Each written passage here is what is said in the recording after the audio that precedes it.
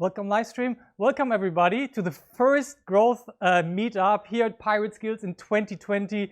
Thank you all for joining today with so many people. It's amazing that you're all here. Thank you.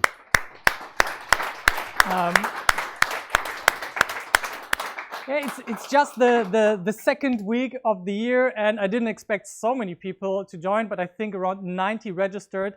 More than half showed up here tonight. That's a good ratio. The topic seems to be very interesting. Today we're going to talk about ideas, experiments, and results, the main framework for all of growth marketing.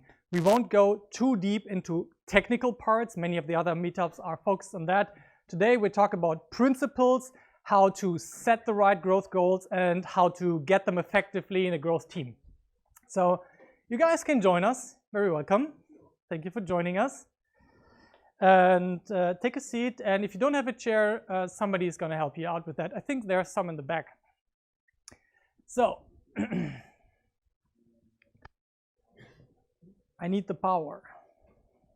The power. So who is here for the first time? Give me a hand. Fantastic. And who is here for the first time at Startplatz? Yeah, so welcome at this co-working space, Startplatz, where we have a lot of entrepreneurs trying their best to reach their goals, and also entrepreneurs within companies who come here to breathe the entrepreneurial air a little bit. I don't know what's so good about it, but it's somehow gripping people.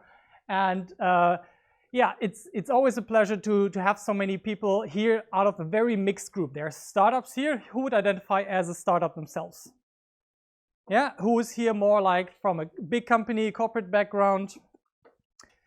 Who is more like a freelancer, marketing guy? Yeah, those are also the people you can ask for help later. And that's usually like the mixture we get here. Me personally, you guys, most of you know me. I'm Ben. I'm a founder myself since 2008.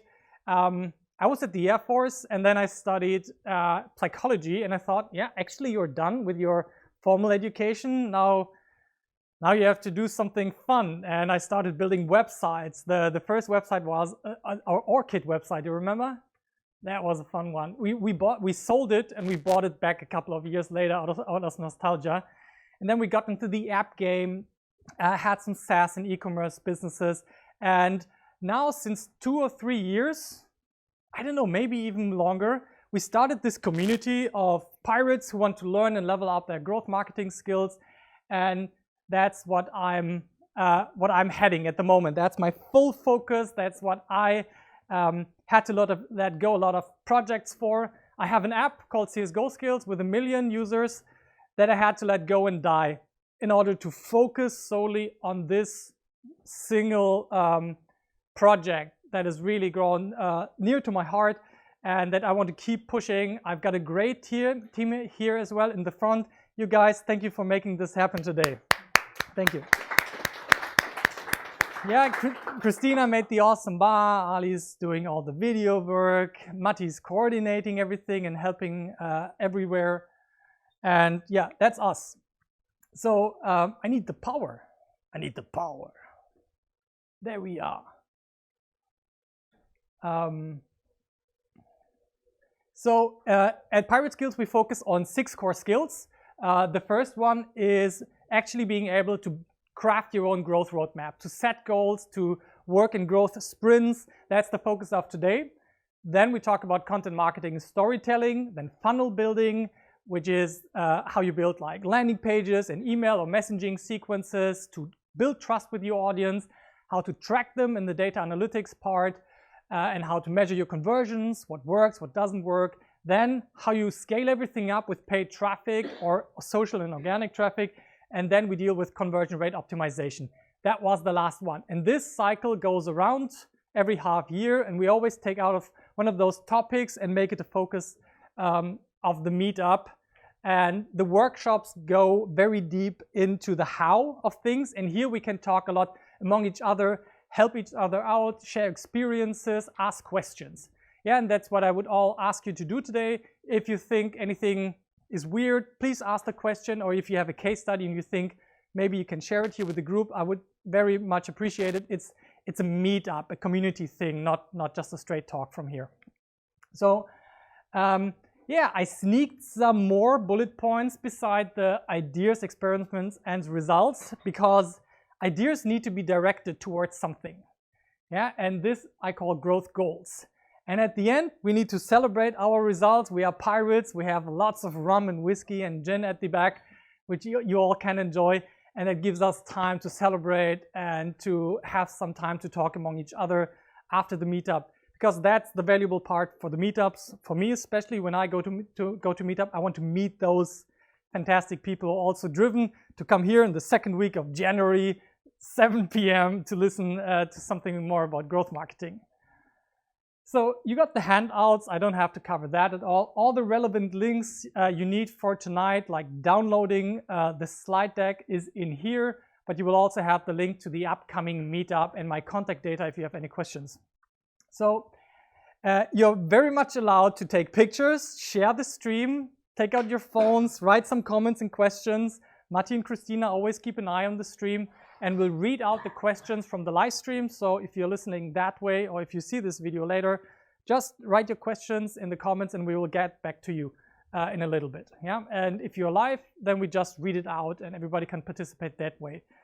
And if you use the hashtag Pirate Skills, we can later find each other. Yeah, if you use it, for example, on Instagram or Twitter or Facebook, then we can just search for the hashtag and see everybody who was posting with it. That helps us to connect among each other.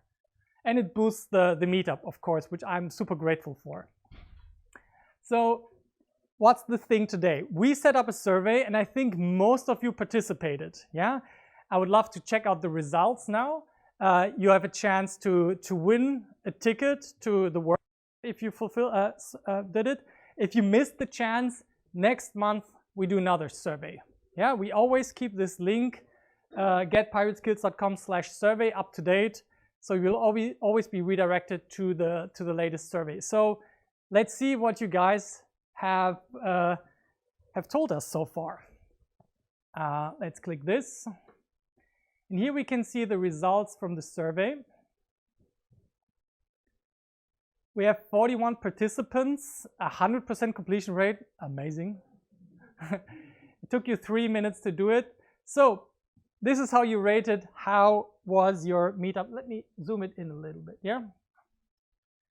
How would you rate your business year 2019 so far? Yeah, so lots of you are in the meh category. Yeah, in the medium, 3 out of 5 stars. I feel you. I felt 2019 it was a hard year for me. Maybe it was because it was finally the year where my second daughter turned 2. But whoever has kids, who of you has kids, just as a show of hands, you know how hard the first 2 years are. And it's the second girl. Jeez. But I think I'm finished with reproduction. So that made 2019 a great challenge. I'm lucky that I survived it, but I'm eager for 2020 to calm down a little bit. Yeah, and to really reconciliate every effort that we have so far and get things going.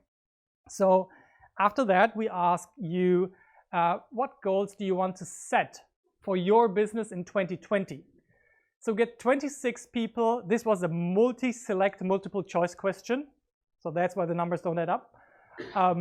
That you want to focus on more revenue. Yeah, 26%. Lots of companies of the bigger variety focus on revenue, while the startups focus more on the profits, because we actually have to live off the money that we are making. Yeah, I'm wholly in the profit category. Yeah, if I have a choice, more revenue, more profits, that's my priority clearly. Then the B2B people, more leads, more installs, more active users here. Then traffic, more people on your website, sales, and then it comes down 39% still interested in improving their personal income, which is an honest thing to say, and which in our realm is definitely something that we sometimes forget as founders. Yeah, we take care of the business, of the people, but for me it was a hard choice to build up a team, because I feared, oh, I will have to reduce my my own income, and so I made the hard decision to just stick to my fucking high income, and then just expand from there. Yeah. And then, of course, some people want to increase team size. I would have loved to see what the others said. There's one person who said something else. I'm curious to see what that was. Yeah. PIs, page impressions, visits, engagements. Good point.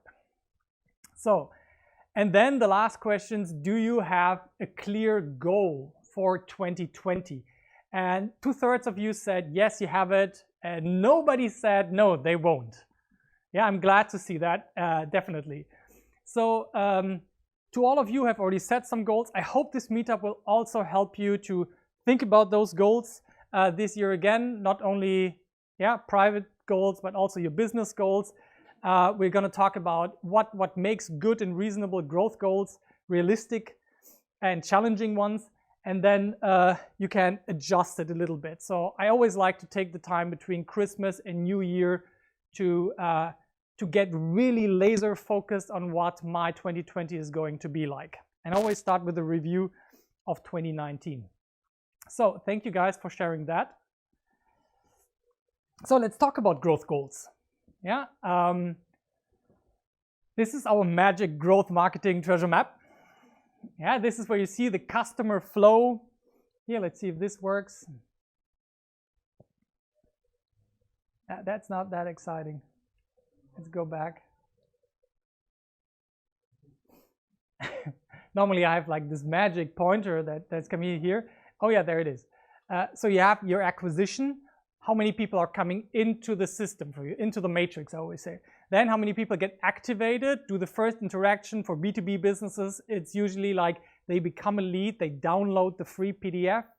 For B2C businesses, it's more like download the app, register for free trial, stuff like that. And then the hard part, retention. How do we get people to stick with the app? How do we get them to stay there after 30 days? With CSGO skills, I was lucky when I had 30% staying after 30 days. In B2C, it's really ridiculous how many people you lose every month.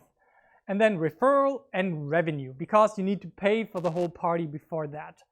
And personally, I look at this customer journey of mine. I usually adjust it a little bit to my own business model. And then I ask myself, where am I here right now? What is my status quo? Do I have a lack of maybe traffic? Where do people get lost on this path? Yeah, I always visualize like I'm pumping in a lot of water up there, and then where do people get lost down there before I get revenue? And wherever you lose the most people is probably the point where you should start attacking with your growth goals. So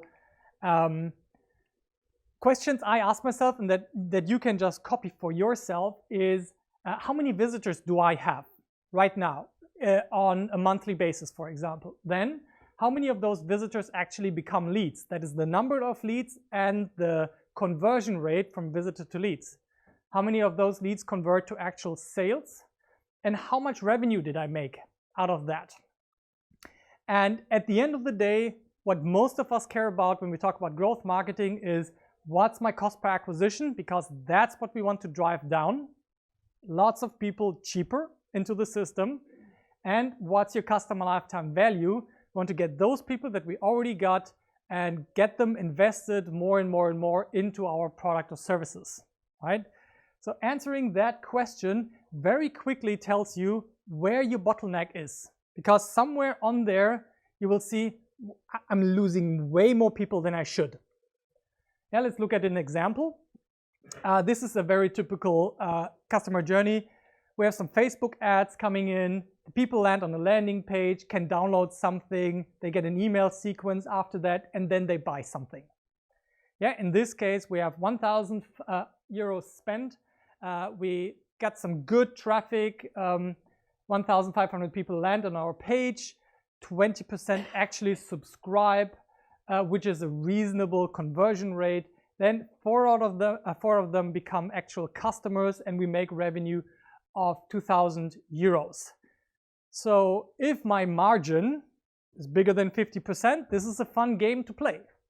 If not, if I spend 1,000 extra euros, yeah, on customer support and services and personal time, then this game suddenly becomes very, very, very unprofitable. Yeah. So, but what I want to get here is always play the game where I spend €1 and I get more than €1 back after all costs subtracted. Yeah, and figuring out that game, that is the growth marketing challenge. That's the goal we all have in mind. Even if you don't hunt revenue, let's say you just hunt leads or you hunt engagement, or let's say you have a publisher model, you're hunting page impressions. Yeah, you want to get more opportunities for people to see your ads, to watch the pre-rolls in the video. They can be your end goal as well, because that's where your revenue lies. So you can adjust this, but you need to understand your unit economics in order to start playing with it. And somewhere here, there is a weakness. If this would be actually working, that 1,000 euros and turn into 2,000, what's the big problem with this picture? What would you guys say? Yeah, please. I mean, one of the problems is when you just calculate the ad spend and the revenue, you have a quote to 1 to 2, and you don't have the other costs inside, so I would say you make a loss in your. Well, let's say there are no other costs. So when there are no other costs, yeah, what's the problem? You are turning too less visitors to the sales. Okay, too few visitors into actual sales. That is one opinion. Maybe Martin in the back, you can't hear yourself. Okay, I would just guess that it's a scaling problem, that when you have such a nice rate, 2 there's to no 1. Scaling problem. There's no scaling problem. And then go for it. Yes, that's the thing. Why am I spending only 1,000 euro? Go at it. You wouldn't believe how many projects I see where I sit, yeah, but my marketing budget is 1,000 euro per month. I'm like, dude, you're turning 1,000 to 2,000. What budget?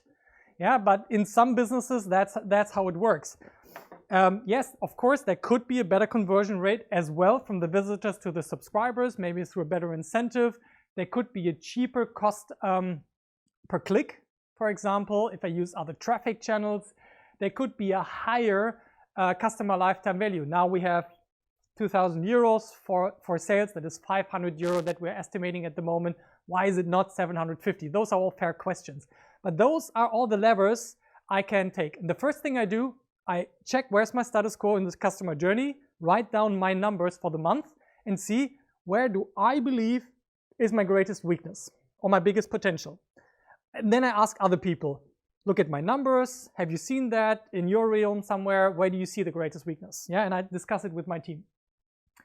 So usually, for most businesses I've seen, it's always on those levels of the R metrics. It's an acquisition problem.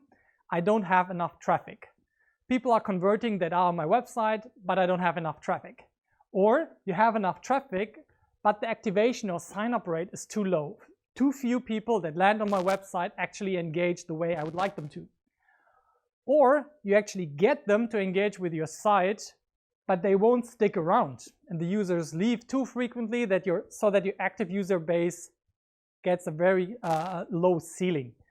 Or you have too few recommendations. If you're relying on a viral model, then you need enough people to actually share your message, your product, to do that. Or you have too little customer lifetime value. Yeah, and in those areas, you can change the questions. Like, for example, you can change the questions about not enough traffic. Maybe it's just too expensive traffic. Yeah, and some scaling problems. Yeah, for example, could be there. But it's usually, I look at those 5 areas along the growth marketing treasure map, and I start seeing my weak points. It's like knowing the corners of the chessboard for me. Okay, so then I ask, once I figured out this is where I am, and lots of companies have even the problem to say where they are because they don't know their numbers. They don't have something like Google Analytics installed or don't track their sales in a CRM system. Let's say we got that. We know where we are now. Now the question is, where is my biggest potential? yeah, of either increasing something or avoiding some damage.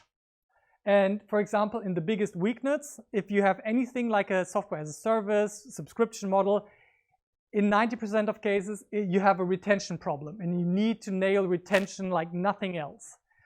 And until you have fixed retention, it's really hard to spend serious money on acquisition because you don't have the customer lifetime value.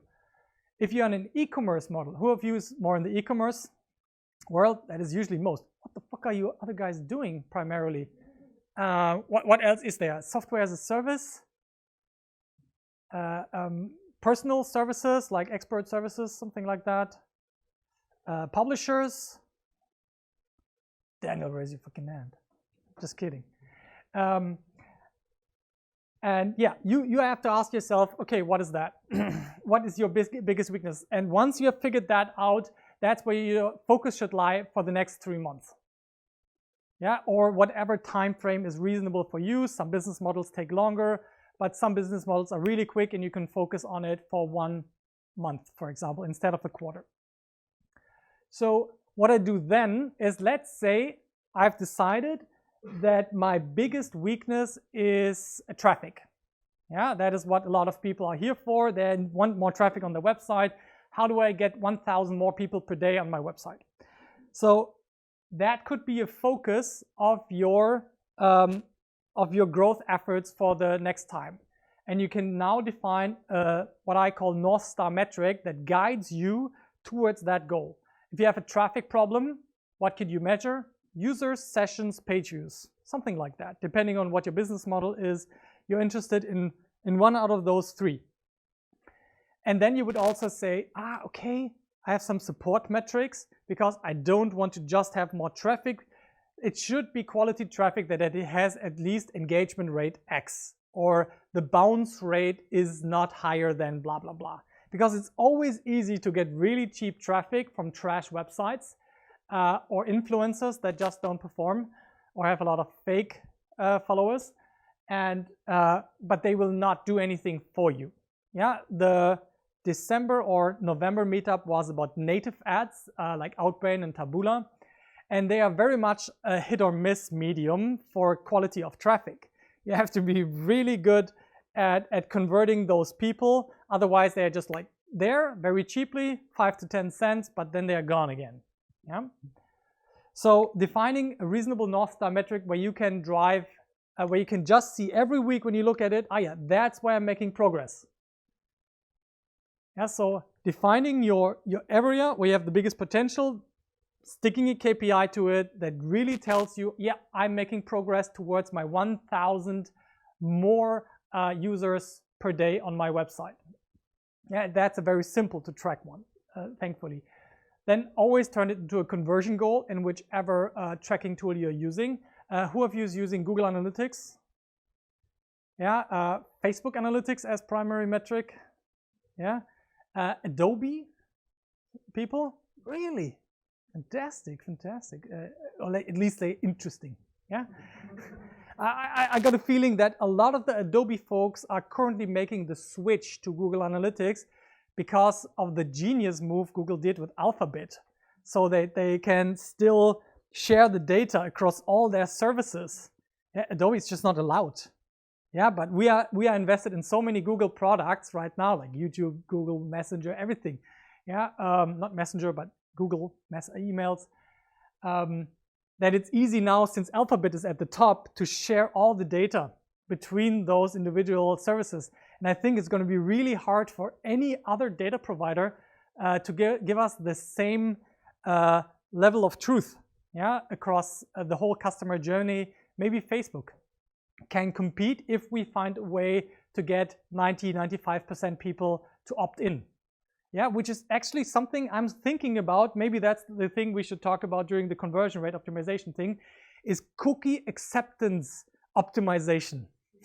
Yeah, which is a really fun one at the moment, especially because we had some changes even in the USA on the 1st of December. We have a lot of children protection stuff going on YouTube, which is really interesting, or which is changing the scene quite dramatically. And figuring that out is super interesting. But important is you can track your North Star metric in your primary analytics tool and everywhere you spend money. If you spend money with Facebook, you need to be able to track that metric in your ads manager with every single campaign and every ad you see. Yeah. So then I asked myself, how can I make this visible for myself and the team on an everyday basis? I love to throw up like dashboards that you can see somewhere. With my team, we have a so-called weekly check-in where we just see our numbers every time, and everybody is responsible for a part of those numbers and reports on how the progress was. And then I think about how could I abuse this. As an example, as I mentioned, let's say 1,000 more people per day on your website can be easily abused by just going to like trash websites and getting traffic through display advertising, which is incredibly cheap but doesn't engage. So you have to think about, especially if you delegate that goal to somebody else in your team. You have to be conscious, how could this be abused? Or for example, I could very easily abuse engagement data by making the user experience really bad, but ideal for my goal. Yeah, that is never the case. So I always give some reality check support metrics. Yes, this is my core, one North Star metric, but please do not mess it up by abusing it. Yeah, and the bigger the organization, the more the abuse factor is something that you actually have to account for, especially if you're hiring consultants, for example, who have a performance-based bonus. Yeah? Make very sure that you don't fool yourself with those. Okay, and then of course we have the support metrics to stay real. So this is an example of an idea validation process. I threw up a website for a cooking app, and I wanted to see how many people are interested. And this is the double opt-in conversion rate. That was my goal. I wanted to primarily optimize for. I wanted to get as many leads as possible at a reasonable conversion rate. Yeah, and here I see, okay, it was Google Ads traffic, 15.2% converted to a double opt-in, but there is an improvement over time to roughly 25%, and that is what I want to see. Yeah, that is the metric I need to see all day, all night in my eyes. How can I improve that conversion rate? And in that scenario, what can we do on a landing page scenario to improve the double opt-in conversion rate? What would you guys say? Any takers? David? A/B test the message that is presented to opt-in, or the pictures and the buttons. On the landing page. To copy the pictures. Yeah, perfect. So you have optimizations you can do on the landing page. What else can we do?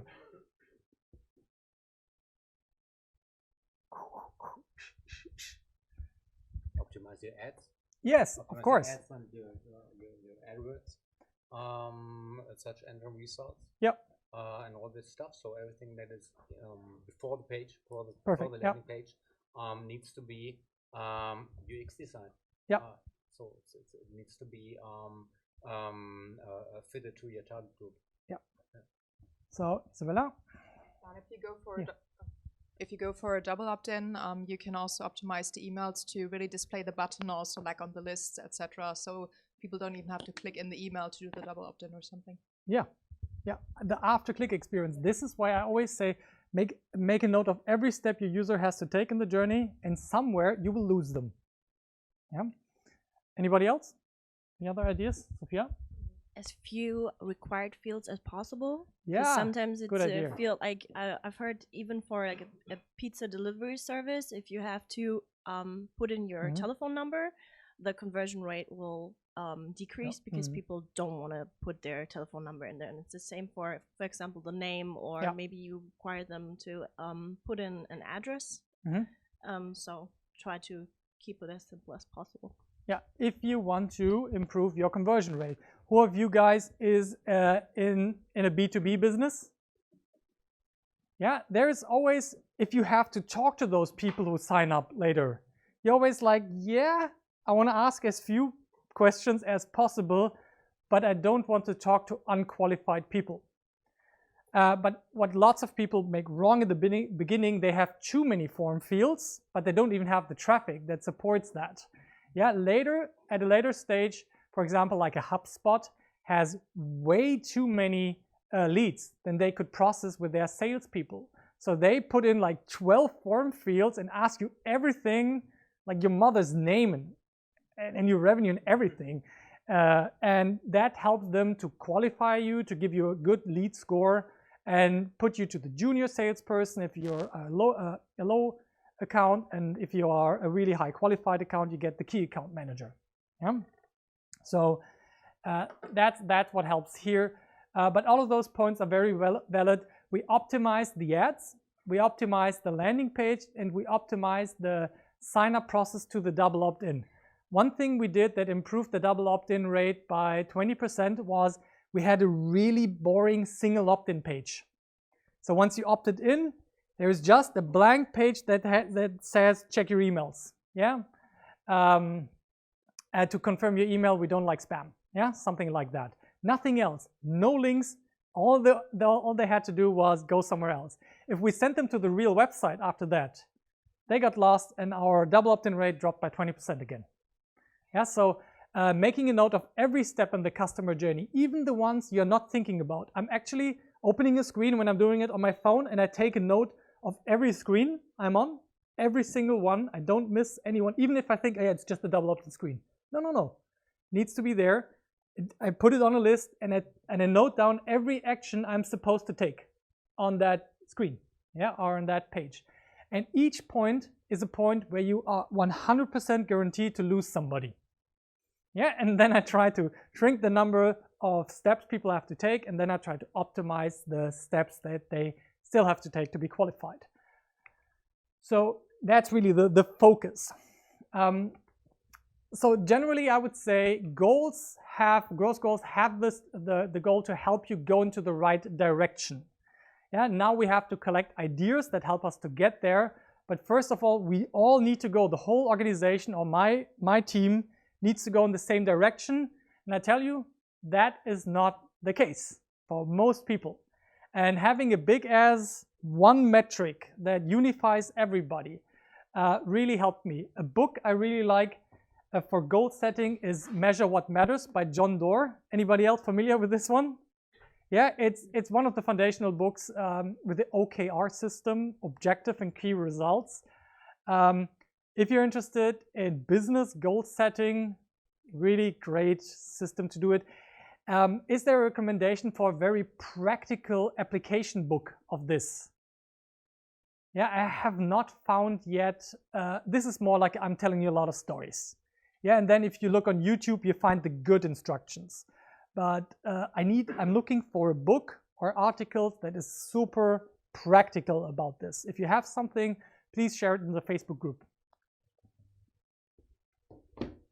All right, so that's the first part, setting good goals. Now what? What do I do next?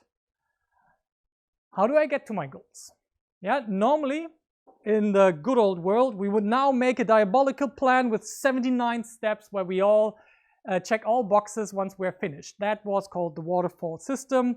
That has been proven mostly wrong by the development community. But we marketers sometimes still like to do it, but the growth marketing way is doing it in sprints. And sprints start with good ideas to what to do in the sprint. Yeah, so ideas are the fundamental building blocks of our growth achievements. The better my ideas are for A/B tests, for campaigns, for creatives, the better is going to be my result at the end. And I always like to say, like, the difference between me and Garry Kasparov is he has better ideas for chess moves than I. Yeah, we know the game. He just has better ideas for moves, and he does different priorities on those moves he can do. I might see them, but I will definitely prioritize them worse than he does. So he takes less steps than I need in order to achieve a goal.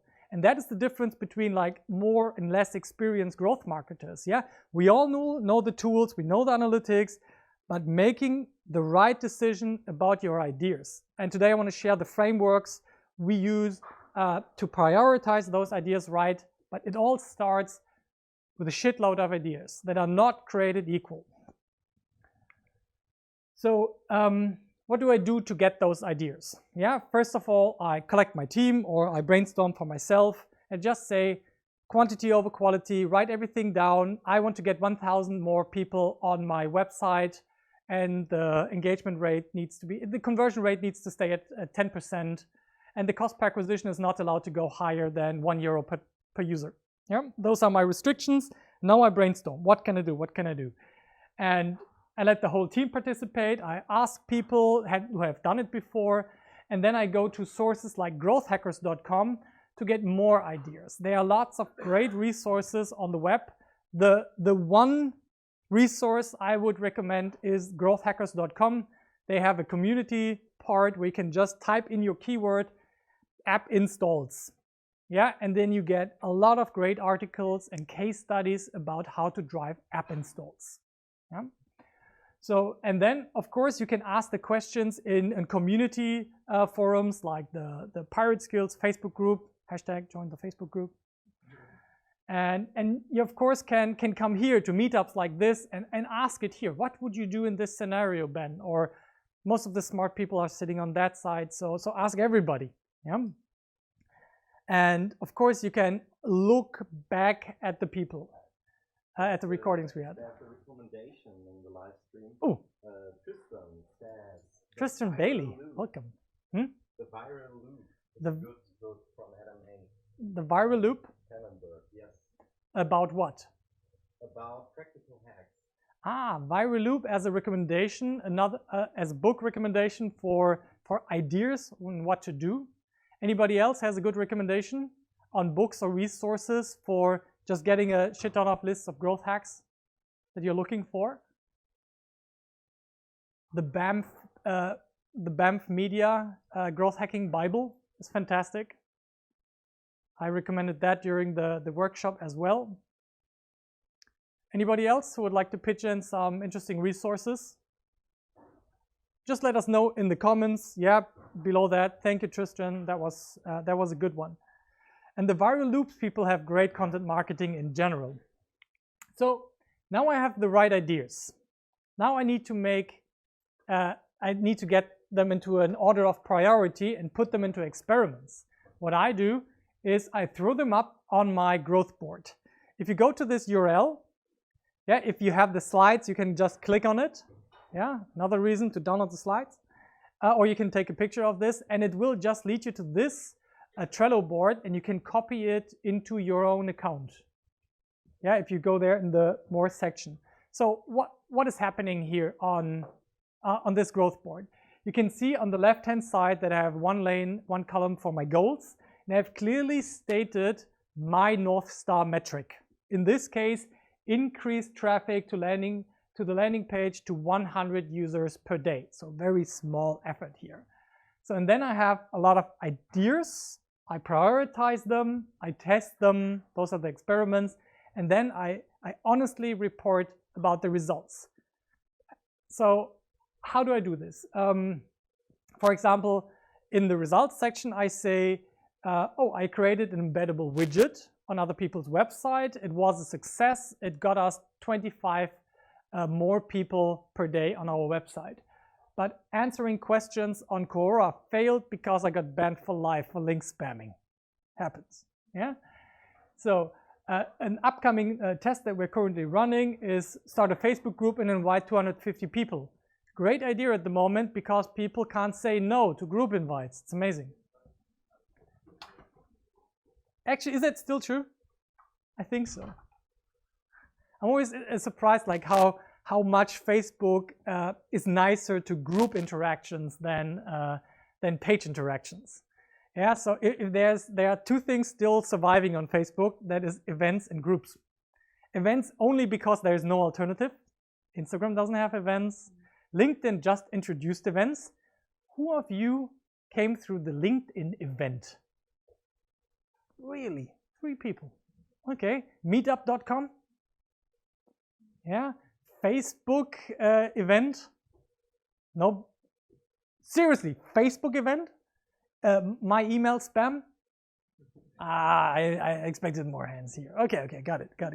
So lots of meetup.com people. I was already ready to call quits on meetup.com.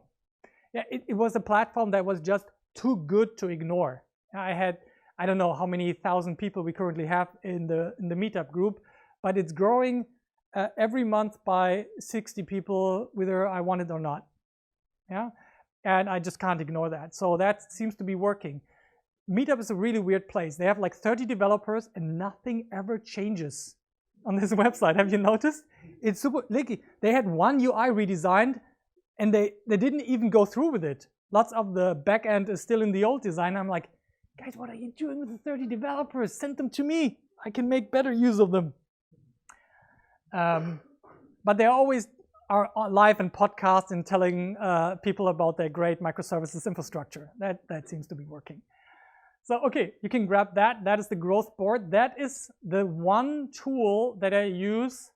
Yeah, we do it a bit differently in the check-ins, but this is the fundamental idea that I have every week. I need to see my experiments. Otherwise, I get very confused about my efforts. Yeah, and I see that, oh shit, this is not working. And I need to force myself and my team to work off that growth board. Yeah, and if there are Black Fridays or whatever coming in, they need to be on the growth board. Okay, so I got my ideas now. I need the power. Oh yeah, now I have the power. So, and now I need to rank them. Yeah, I rank them by impact, confidence, and ease. This is a concept from my other book recommendation of the day, Hacking Growth by Sean Ellis. Yeah. He was here in Germany a couple of months ago and gave a nice workshop. That was really interesting to see my man crush live. I think I will have a harder man crush on Tim Ferriss, but it's like that. Sometimes he, then sometimes he. So and you rank impact every idea by impact, confidence, ideas on a scale from 1 to 10. And impact means how likely are €100 of Facebook ads going to get me to my goal of 100 more people on my website? Pretty far. Yeah, the impact of €100 per day is very high. Yeah, 8 to 9 out of 10. So, but then confidence, how likely is it that I get it done? Since I've done many Facebook ads, I would say I'm very confident that I can pull it off.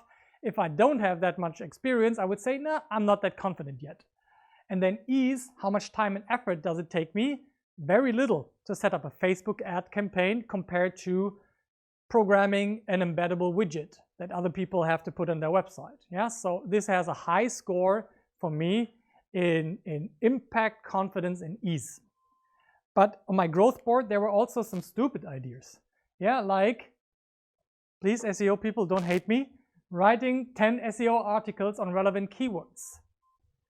That will take 3 to 6 months, which is out of my scope and willing effort to get 100 people on my website per day extra. Yeah? Imagine the difference in effort between setting up a Facebook campaign and writing and publishing 10 good SEO optimized articles and doing the backlink work for it. I have to do the Facebook ads first. Once I have that done, I can move maybe, if there is no other priority, or if it's a really big strategic goal of mine, then I can move to the slower moving ideas. Yeah, simple as that. So that way they all get a score, and the goal is that you prioritize the ideas with a higher score and drive them towards the test. Of course, sometimes you have to wait for something out of the legal department or an article is not yet finished. That's a good reason to stay on hold and to take something with a lower score. But this scoring disciplines you to not just take the first most convenient idea that you are familiar with. It forces you to really think about giving ideas that are out of your comfort zone another chance. And you also, if you do this scoring with your team, I always like to do that, you see how confident they are about the ideas that are on the board and what they think about it. And that clarifies a lot of communication trouble. So let's say we now got awesomely prioritized ideas, yeah? But ideas are in essence just a step into a promising direction. There is no guarantee for results. Yeah, it's just an idea that is in a promising direction where we hope this is going to help us. But we haven't got results yet, and we haven't set it up as an experiment. This is why this is the next step for me. Every idea I treat as an experiment. That is the fundamental growth marketing mindset. Doing not random ideas, more systematically, and trying to prove with data that your instinct, your gut instinct was right. Always listen to your gut instinct and listen to the data, but check if you're actually on the right track. So experiments are the third step here. I have ideas, I've prioritized them on my growth board, now I turn them into experiments. The hardest part about this is to actually stick to your priorities. You wouldn't believe how often I'm drawn towards ideas that I like, towards the ones that I just think are the best through my ICE score. I will still sometimes do some of the ones I like because I don't want to be like a slave driver in front of me, a slave master for me. I want to have fun while doing it, but I need to balance that with a data-driven approach. So what I do then is I turn every idea into a hypothesis. So let's say the €100 per day budget for Facebook. The hypothesis would be I get more than 100 users per day from Facebook ads. Yeah, at a cost per acquisition lower than €1 and a conversion rate at more than 5%. That's my hypothesis. And setting that up in advance is really important for me because later you try to fool yourself why your idea was still great. Yeah, you need to do it in advance and then check does it make sense. So, and then I make sure that I can actually track the progress. I need to set up the analytics goals or events to be able to actually track it. And then I'm good if I'm 20% right. Yeah, 1 out of 5 tests need to work. That would already be a great business improvement if I drive 50 ideas per year, yeah, which is absolutely reasonable to do. I would rather aim for like 100 to 150 ideas you can pull through per year. And if you're right on 20%, you got a winning business. Yeah, so you have to be patient with yourself and especially change your mindset that everything you're going to do, especially like design updates, that they are going to be an improvement. Most design updates are a regression. They make the conversion rate worse, sadly. Yeah? Jonas? No? Okay. So getting into that mindset and then just going for it. Don't ask for permission. Do it, and if you fail, ask for forgiveness. Yeah, but don't wait for your slow organization to become fast. You need to become the driving pirate of your organization. Yeah, and later the people who are higher up, they will either love or hate you for it. Yeah, and you need to find the stakeholder above you that will put their hands out and say like, yeah, he shows initiative, he can make some mistakes that other people cannot do. But that's to me the pirate spirit. Yeah, doing it and then asking for forgiveness. So, and then help your team to actually be able to do it. We had that discussion in the workshop. The ability to set up simple landing pages is one of the fundamental steps you need to enable. You need them for the live stream because they can't hear you. Okay. You just drawing this very romantic picture of don't ask for permission, ask for forgiveness. Have you worked for a corporate company yet? Yes. It's a very nice picture, and I love it. And we do things without asking for permission. But if you say don't move fast, I think it's not. It's a very nice picture that you put up here, but it's not realistic. You know, if you work for a corporate company, it's, you know. I have to talk to some CEOs about this, and they have this big block of 1,000 slow people under them, and they are like, why can't they be a bit faster and more flexible? Because they micromanage everyone, and they don't. Not everybody. You need to find the person who is willing to do that. Yeah, and if you're in a slow organization, not the middle management, but the really higher ups, they wish, for God's sake, that stuff would go quicker in their organization. But people have become stuck and slow in their ways. I'm not saying that you can do everything. You have to differentiate between hard lines and soft lines. You have to know where the hard lines are, for example, with data privacy. I think I know what you mean, and I really like it, and I agree partially on that. Yeah. But I think in especially when you go into creating ideas and being really fast, and we do have, as a corporate company, we do have design thinking methods. They really help, and they move and we move quicker.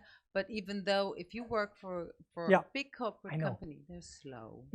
But it's still nice what you've drawn there. No. I'm doing this with AXA, with E.ON, with DHL, and they are a bit scared. Like the people are sometimes like, Ben, am I allowed to enter the room? Yeah, they're like this, and then they come in when I say, yeah, you can come in. But they are so happy that someone is pushing it within their organization. What's also flashing is our generation. That as well, yeah. You know, there's a clash of generations at the moment. Yeah. Even in corporate companies. So I think this is a big thing as well. That's true, and it's very part of you to obviously like disagree with me here, and I love you for that. But this tribe, they are the ones pushing it. Yeah, no, just making it clear, it's not against you, but this is us.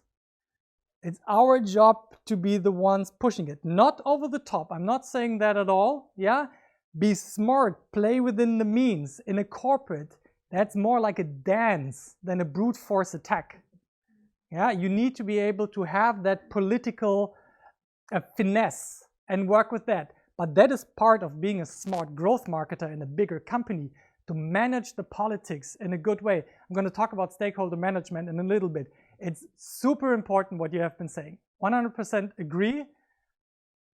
But we are the ones pushing the envelope. Okay. So then there's always the big question, should I be very sciencey about my experiments? Everything with high statistical significance?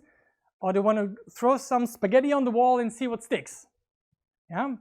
My opinion on that is, if you have little traffic or a few sales in a high-ticket B2B company, definitely go for the spaghetti approach in the beginning. It will give you much more progress in the beginning, where you have a lot of quick wins, yet in your whole customer journey. You can do 3 experiments on the same landing page at once. It doesn't matter. You will later be able to figure out what was successful and what not.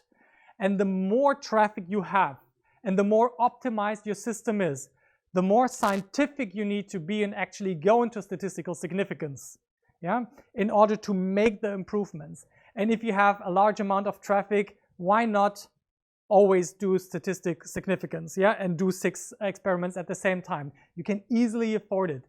But how many of us have less than 100,000 people on their website per month? Less than 100,000 people on their website. Yeah, that is most of us. That is the reality, yeah, that we live in. And if you are in the lucky situation, go for more science. But in the beginning, spaghetti on the wall, lots of experiments. Quantity is way more important than quality, until you have got rid of all the quick fixes.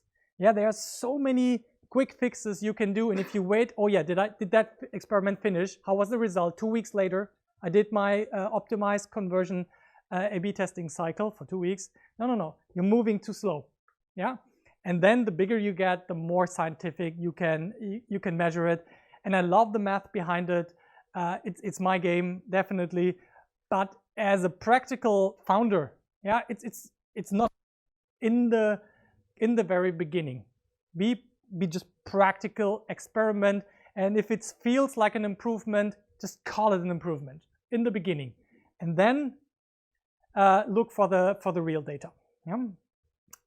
You first of all have to be able to measure it properly. Yeah, so that is my opinion in here. One example is, this is an app install focused case study where we just tried a lot of different target groups with the same ad like women in Munich, clustered with the groups with lookalike audiences based on different core audiences like installs, highly active installs, people who are just engaged on Facebook. And here over time you will see like that the app installs here for this group are the cheapest, 53 cents per install. Here for the Düsseldorf women 13 to 54 who are based on the lookalike audience from the installs. I didn't know that before. Yeah, I need to throw a lot of spaghetti on the wall, see what sticks, and then go in that direction. Yeah, take that information and keep going in that way. If I only look at the click prices or the CPM, I will never see the truth. Yeah, the truth is even behind the install, what happens after that. Yeah, but I at least need to see through the first difficult conversion people have to jump through. I need to see that very clearly in all of my advertising.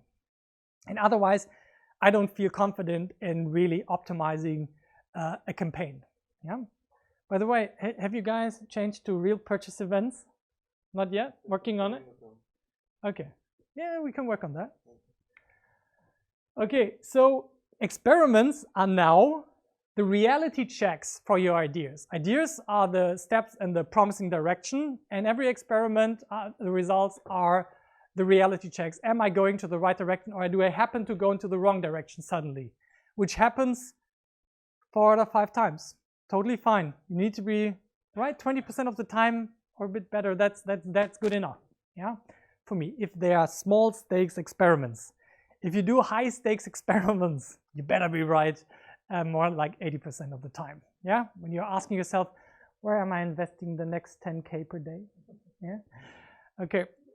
So that's the third element. And the last one before the rum, yeah, are the results. Just quickly, how do we track those results?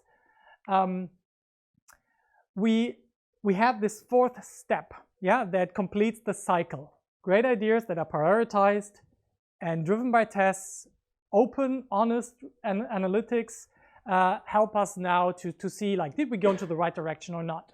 And everybody needs to be able to see that. And for that, we have a growth meeting. And we usually set a 30 to 60 minute time frame on a weekly basis, no excuses, must happen meeting. Everybody who needs to be there to see if their results and their ideas have actually performed or not. Yeah, and that makes them very conscious about what works, what does not work. If you have a product team that is very separated from your marketing team and they execute your product ideas, you're like, you don't hear back from it if your product ideas actually work, or if your marketing concept ideas worked that are then executed somewhere else. Yeah, and that helps your whole team to improve over time, and they become better idea generators the more experienced they are. It's like playing chess.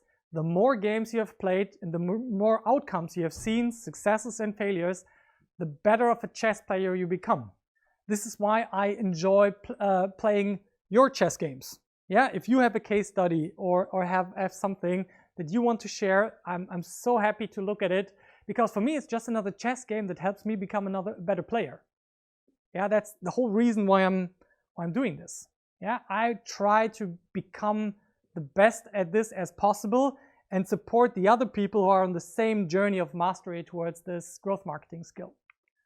So how does a simple report like that look like?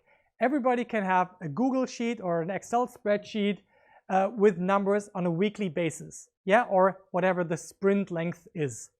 You put in all the key performance indicators, which I usually take as the steps your customer has to take to make the final conversion, and split them up the way you like. It can be very simple. It can be manually done on a weekly basis. If you are in a more e-commerce setting, you want a more involved setup where you're able to see different segments of your target groups. For example, how is my checkout conversion based on channel? Yeah, you want to be able to separate Facebook ads from Google ads, from SEO, from Instagram stories, for example. You can only do this here.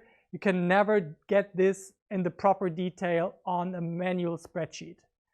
Yeah, and but try to start with this. I always keep one of these for until the end. I never stop doing this, because this is the truth. I just take the numbers not from Google Analytics or just from Google Analytics, but I take them from my accounting system. Yeah, I take them from my sales system, which is not integrated with Google Analytics, for example. Yeah, and I just plug them in once a week. It's so valuable to see how your core performance indicators work. In this case, the North Star metric was daily registrations, supported by daily installs and daily budget. Yeah, budget is a weird one. Why budget? Because if you have a budget, it's your job to actually spend the money wisely. And I see lots of teams who are not spending their money wisely, then the end of the year comes and they start spending it stupidly. Yeah, so always try to keep my ad spend right at the level where I want it. Yeah, you guys know what I'm talking about. So that's a simple report, something that I can pull up every week in the growth session, and this is how I start. Yeah, I start with this performance review. So results are not a magical thing that happens. It's just a result out of your systematic experimentation. So you can completely focus on generating good ideas, prioritizing them, and driving the experiments. Ignore the results. Focus on the activity. That is what you have control over as a person. Yeah, you can always control your activity. It's very rare that you can control results. So from here, we have had the full journey, yeah, from the ideas to the priorities, the experiments and the results. And that's the machine you need to keep driving. Yeah, in the workshop, which I can't go into now, we also talk deeper about how to actually make that wheel rolling in your organization, how to manage stakeholders, and actually work on the discipline and making this part of your organizational culture. Yeah. So, but I guess it's almost time for some rum. We have 8:15. That's good. So you see the context of this. Now we have a clear goal. We have a clear North Star metric.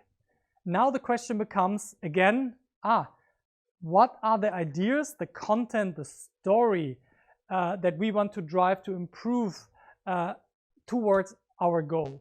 And then we need to build funnels in general, yeah, to say like, how do we get more customers into the system and nurture them, build the trust.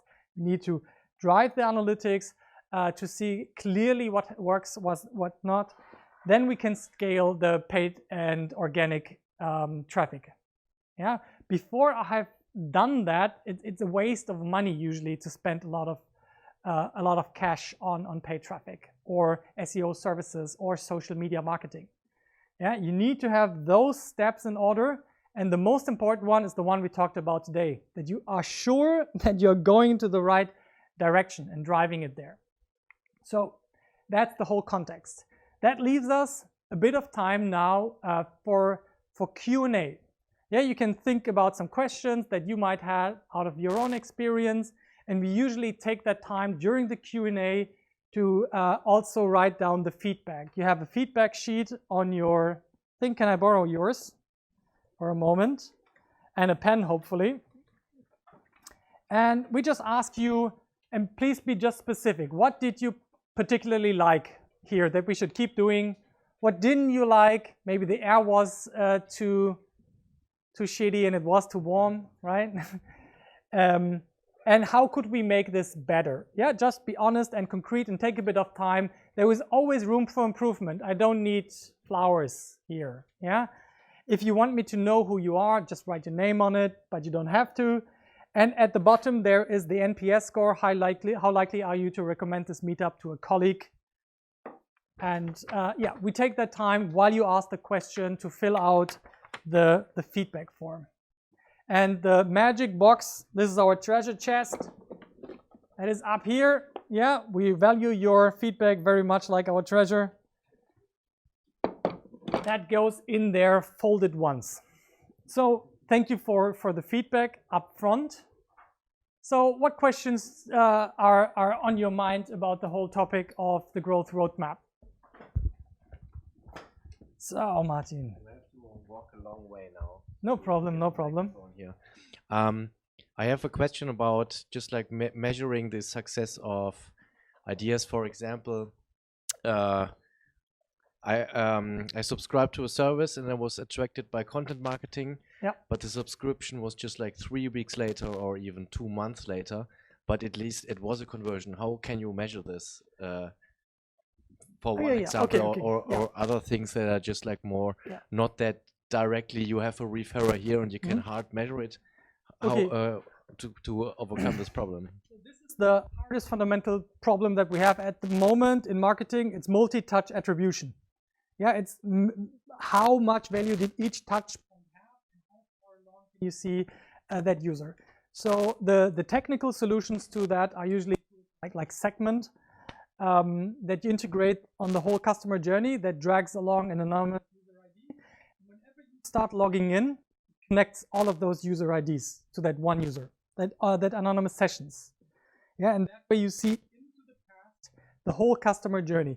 It doesn't work for 100% of cases, but for enough cases for you to be able to track that.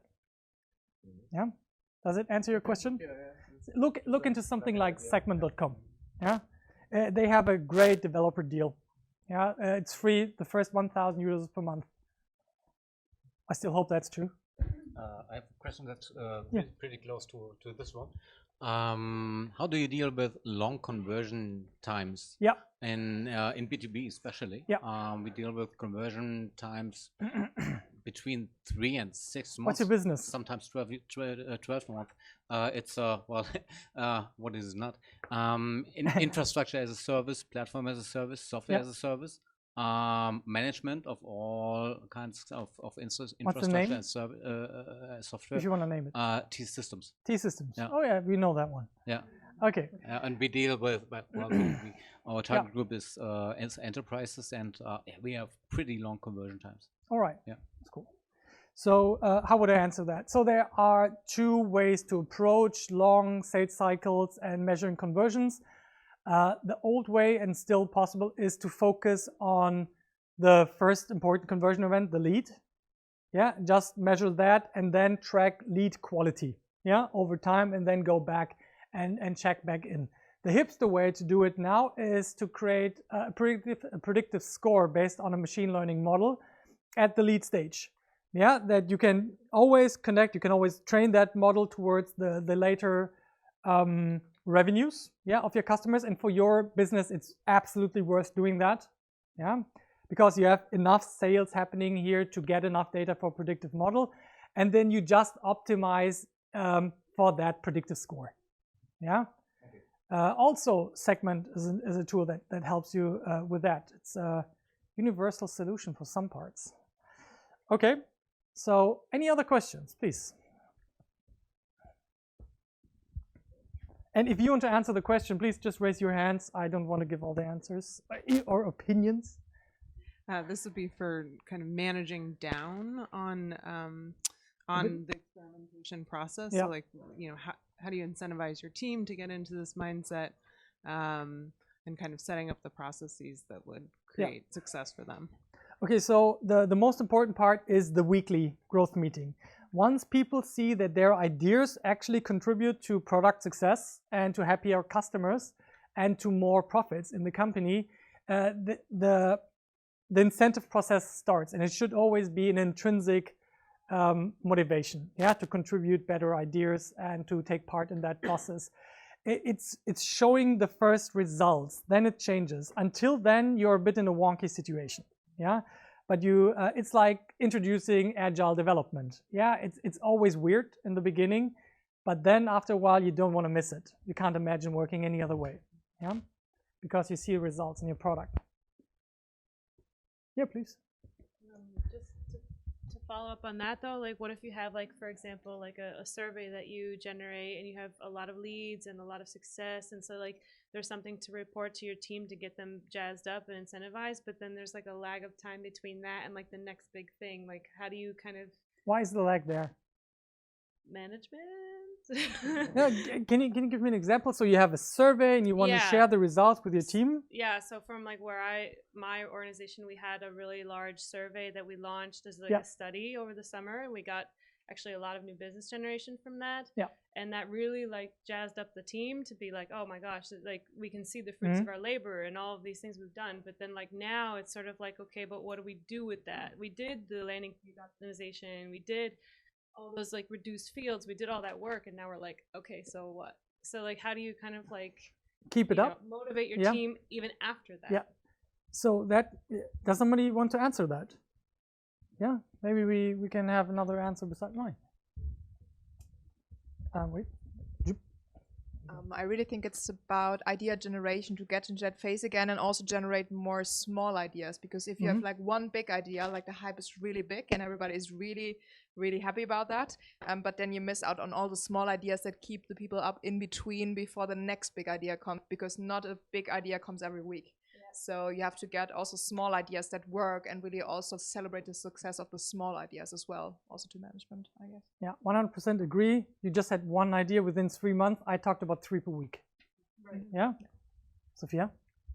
I also want to add something that also relates to the corporate thing about like being slow because we're working in a corporate business.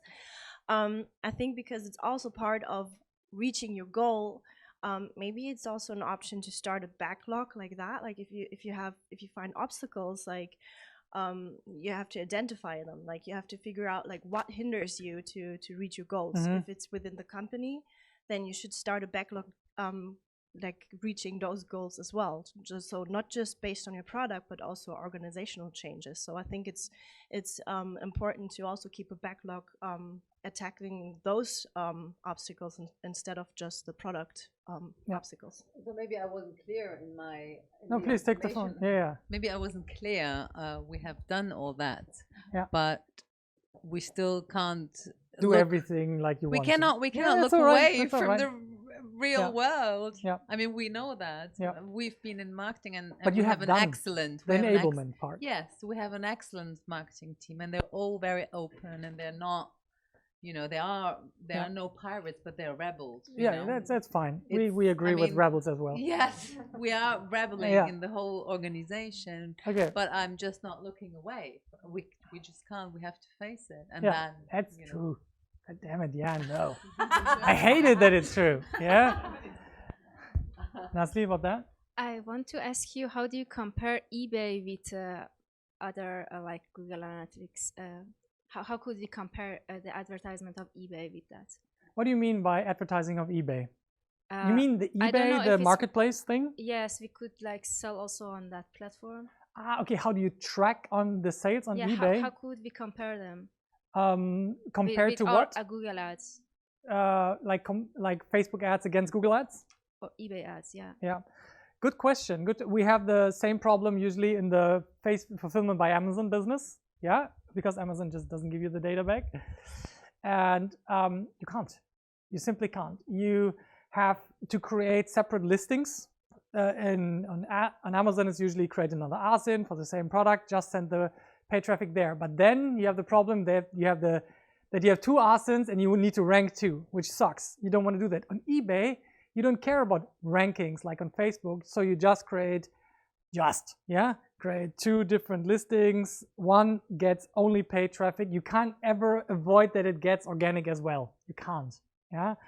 But then you can compare. Oh yeah, I give the same amount of budget and love to the two clone listings. One is Google ads, one is Facebook ads, and then you can get ideas for the difference in performance. Yeah. But if you're talking, for example, about search ads, that is almost guaranteed to give you better results, but might be too expensive. Yeah. So getting a real good calculation on the return of investment in such cases is super hard. Yeah. Yeah, sure. If there is an original product, for example, from an artist in another country, and I want to sell it, do I have to make mirror of that post of that original website on my own landing page, or should I work for that website which does not have my language? Should I work on that web website or make my business shop online, what is your suggestion? So I didn't understand it fully. For example, there is a painter yeah. which cannot sell enough. Yeah. And I can sell it in Germany, but he's in another country like France. Yeah. What is the best approach? To sell it in the German account or in France? Make another website or work on his company? Ah, okay. That is more a matter of opinion. I would always tend to work on my own properties first before I start buffing up other people's properties, if that's possible. Mm-hmm. Yeah. And then see how does traffic from France in a translated version on your own website work now. But I would always try to keep the juice on your own domain because, for example, you have, I always call it Pixelhoheit. Yeah.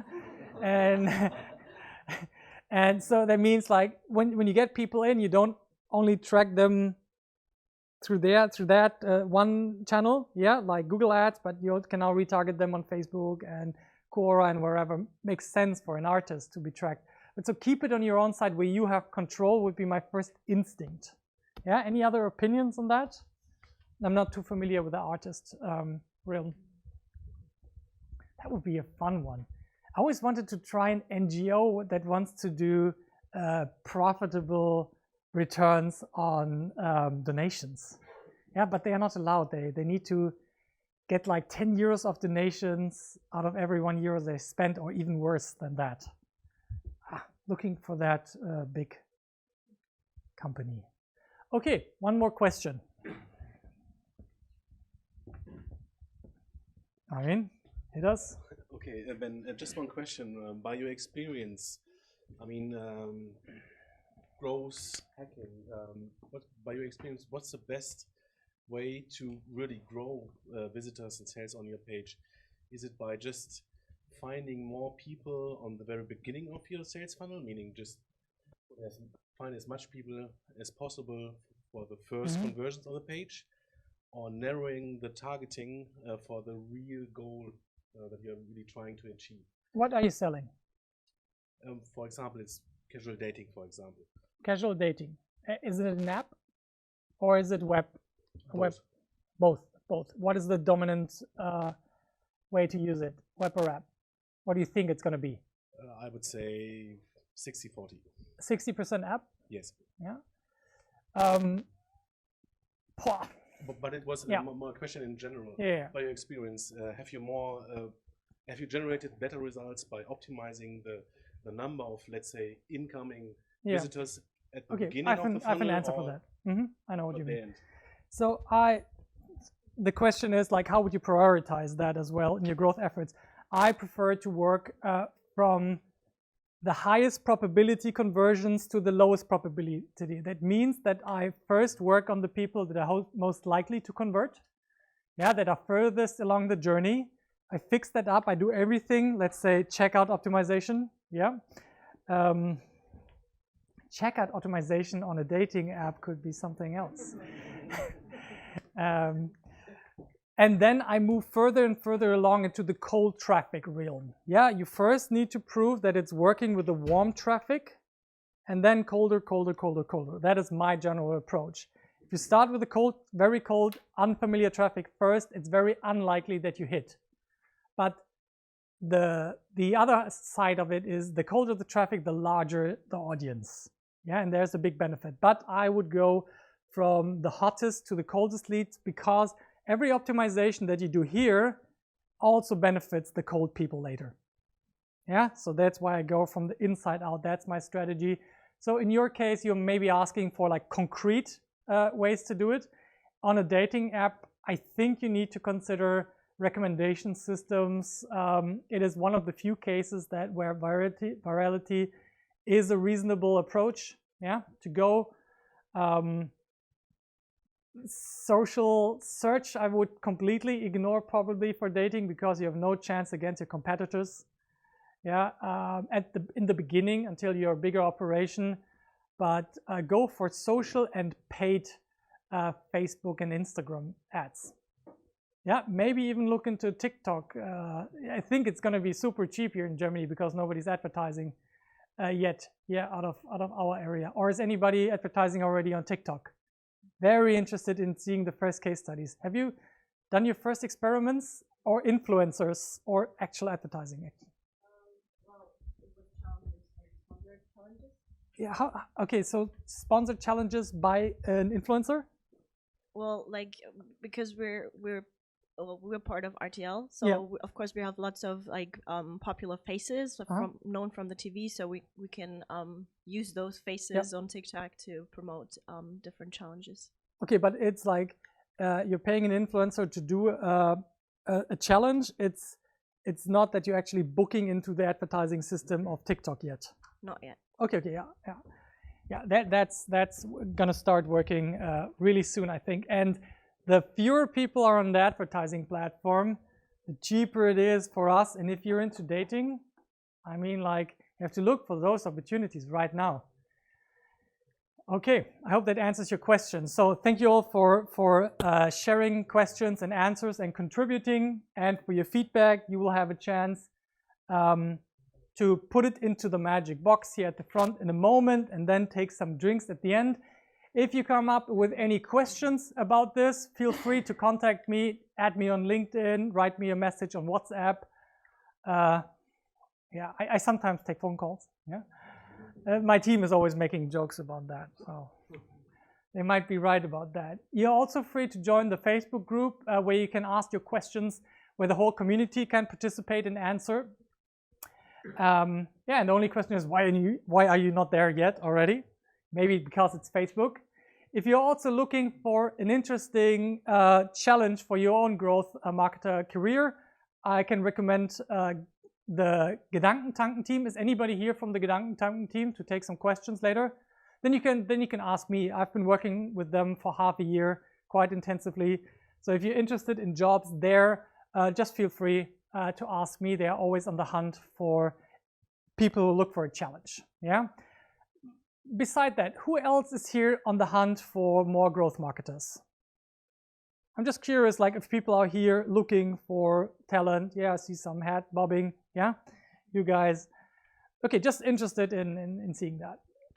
So if you want to join the full workshop program, we got them set up so you can do it once a quarter, and we just drill you down to the basics of the growth marketing skill set. It's just an opportunity for us to go a bit deeper than those meetups we have here. If you have questions about that, you can ask me or Matti. He's the guy who usually manages that. And yeah, I thank you for sharing your business goals, and I hope you have an awesome 2020.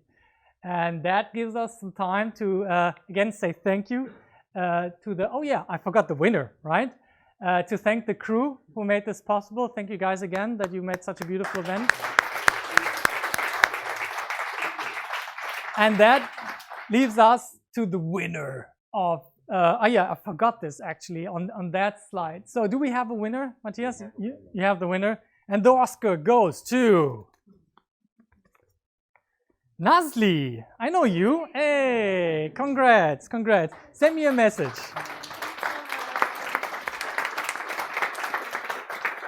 So send me a message, yeah, and then you get a 100% discount code, and you can take any workshop whenever you like. Yeah, love to see you there. By the way, do you speak German? Yeah. A little bit, both. Okay, so yeah, workshops are usually in German until we have somebody in there who doesn't. Yeah, but mostly they are in German in case you were asking. So crew, thanks again. And yeah, that leaves us to the final point of the agenda, really celebrating the results that we have, enjoying the pirate-ishness that we have here. Let's have some meet and greet over there at the bar. Thank you all for coming.